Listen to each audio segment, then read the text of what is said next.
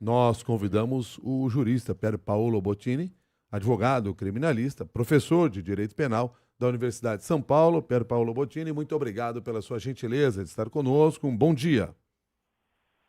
Bom dia, Milton. Bom dia, Cássia. Bom dia a todas e todos que nos ouvem. Bom dia. Pier Paolo Bottini, qual é a influência que o voto de Luiz Fux de ontem pode ter no julgamento de agora, que ainda está em andamento, mas principalmente no destino desse processo mais à frente?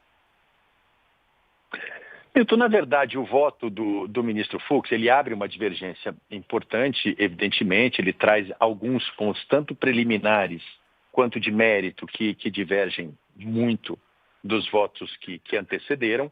Agora, pelo andar da carruagem, isso não deve fazer tanta diferença nesse julgamento, até porque, ao que tudo indica, até pelas intervenções que nós vimos, a ministra Carmen e o ministro Zanin devem acompanhar o voto do relator. Então, nesse julgamento, acho que não vai ter uma influência muito grande.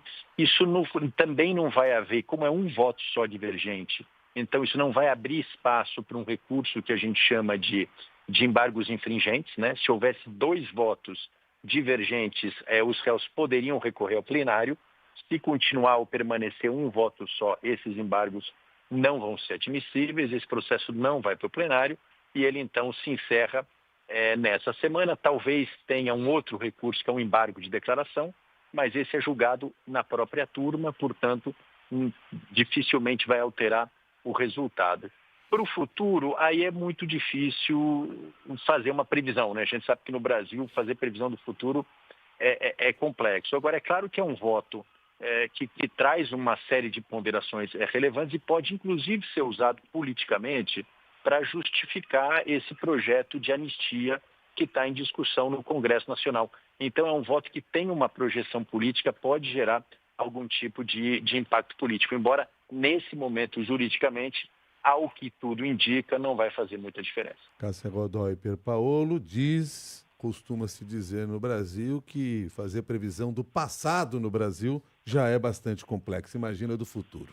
Pois é, uma coisa que eu gostaria de perguntar ao senhor, inclusive porque eu já ouvi análises diferentes em relação a esse tema, essa questão de quantos votos divergentes seriam necessários para que se suscitasse o tal do embargo infringente, que é um recurso que poderia, na prática, levar a uma revisão desse julgamento, poderia levar esse julgamento aí ao plenário do Supremo. Já ouvi analistas falando que seriam necessários pelo menos 2 votos divergentes, mas existem também pessoas que dizem que com um voto isso poderia acontecer. Seria possível? Então, Cássio, essa divergência até é factível porque o regimento interno do Supremo Tribunal Federal, que regula essas questões, ele não é claro, mas o Supremo já em outros julgados já fixou essa tese, essa interpretação de que são necessários pelo menos 2 votos, tá? Em algum dos pontos você precisa ter 2 votos divergentes e aí se houver 2 votos, esse ponto específico seria julgado no plenário. Então vamos supor que alguém acompanhe o ministro Fux em relação à absolvição de um dos réus, né, e não em relação aos demais. Esse ponto controvertido iria ao pleno, mas são necessários 2 votos. Isso, pelo entendimento pacífico hoje do Supremo, que serão 2 votos necessários. Se houver um voto só, esse recurso não vai ser possível. Então vai sobrar apenas o chamado embargo de declaração. Como eu disse, ele é julgado na própria turma, ele não vai para o plenário.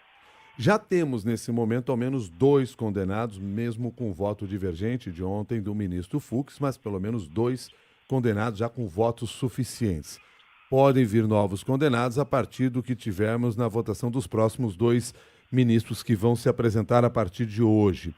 A pergunta que eu lhe faço é: o voto de ontem de Luiz Fux, de alguma maneira, pode impactar no tamanho da pena dos réus?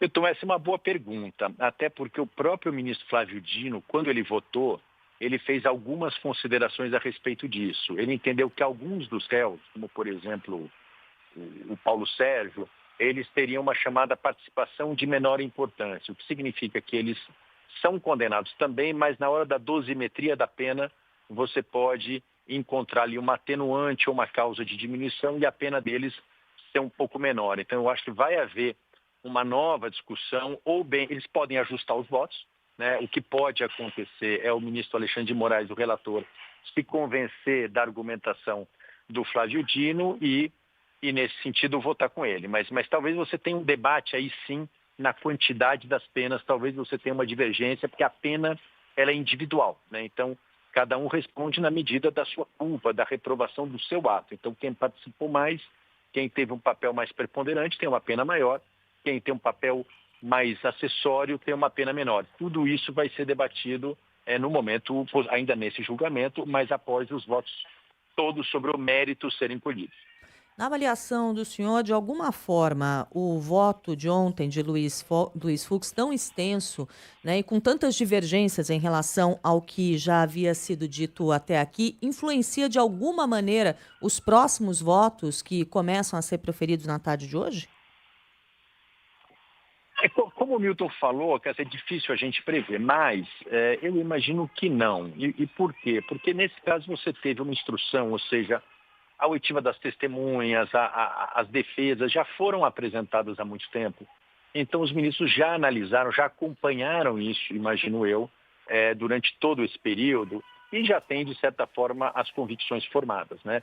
É claro que um voto de 11 horas pode, em um ponto ou outro, impactar, gerar alguma reflexão, alguma dúvida, mas pelas manifestações anteriores e até pelo fato de todos eles já terem acompanhado tudo isso, eu imagino que essa convicção já estava formada. Mas como eu disse, tudo pode acontecer, mas eu acho difícil que ele impacte os próximos votos. Uma dúvida de um dos ouvintes, Américo, que nos escreve, se, ao ter considerado inocentes alguns dos réus, Luiz Fux pode participar da discussão sobre a dosimetria, sobre a pena daqueles que ele considerou inocentes.